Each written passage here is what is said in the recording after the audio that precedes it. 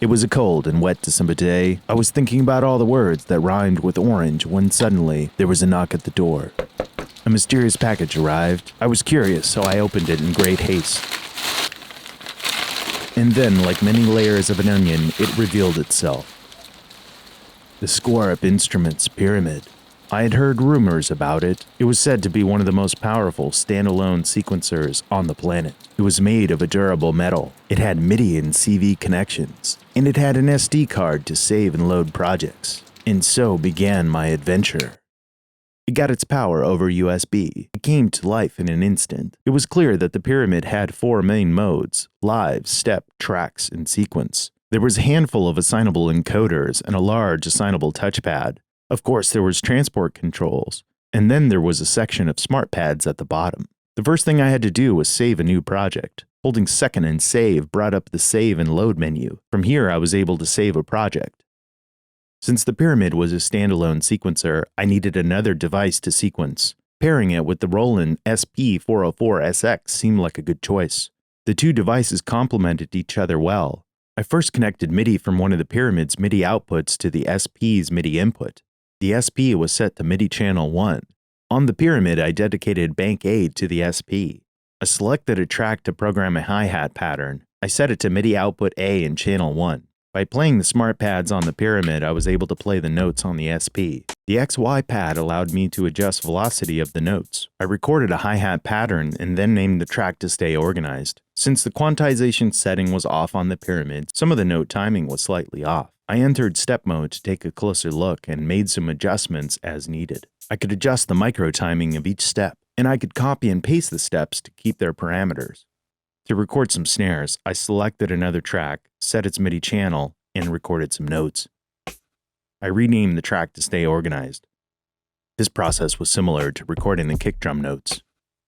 I wanted to have some alternative tracks for hi-hats and kick patterns to allow for some variation in the composition. For this, I created an alternative hi-hat track, assigned MIDI, and recorded some hi-hat notes.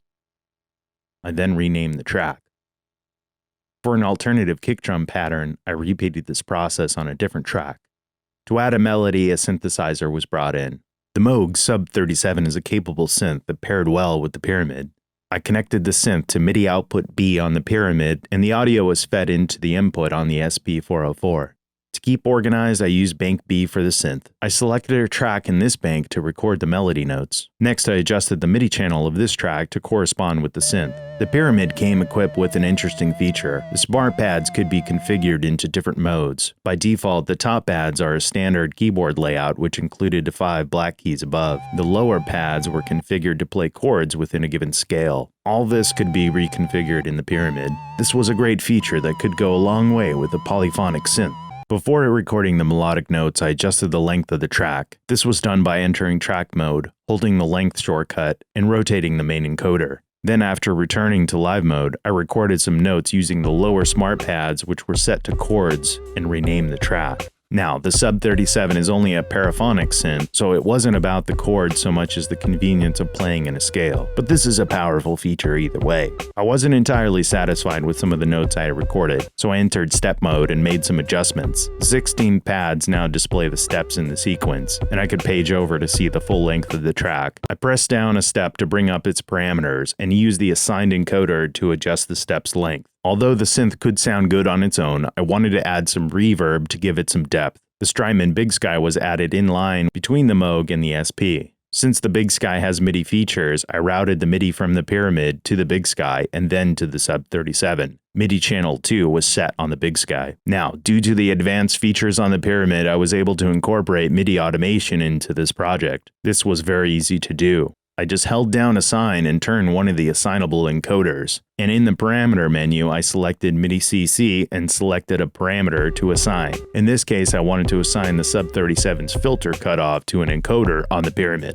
With MIDI on the Big Sky, I was able to assign a few parameters to the Pyramid using the same method as before. I assigned the decay and mix parameters to 2 separate encoders on the Pyramid. After selecting a dedicated track in track mode to record automation into, I re-entered live mode. I then recorded a sequence while making adjustments to the parameters on the Big Sky.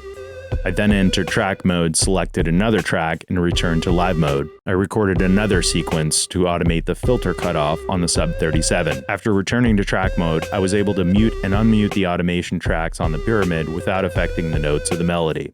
Next, in order to create a song composition, I needed to create a chain of sequences to play back in sequence mode. By entering sequence mode, I added 4 individual sequences, 2 at 2 bars and 2 at 4 bars. The sequence then played back that pattern chain. I could have looped it if I wanted, but I set it to play back once. By returning to track mode, I was able to alter each sequence by muting and unmuting tracks during playback. By starting with Bank A, which contained the SP tracks, I muted and unmuted 2 different sets of hi-hat and kick drum tracks to create a progression in the beat. Since the Pyramid was set to record track muting, the sequences retained the changes in the tracks from sequence to sequence. I repeated this process on Bank B for the synth, and since the synth was still playing the notes in real time, I kept making adjustments on the Sub37 to dial in the sound that I wanted. After a short bit of time, I was able to get a basic song created on the Pyramid. I then had a song I could play back whenever I wanted. Lastly, since the smart pads on the Pyramid are not velocity sensitive, I could have used the device's MIDI input in conjunction with the MIDI controller or a MIDI keyboard with velocity sensitive pads or keys for greater expression. But I found the Pyramid had plenty of flexibility for my needs, especially given features like the onboard XY touchpad.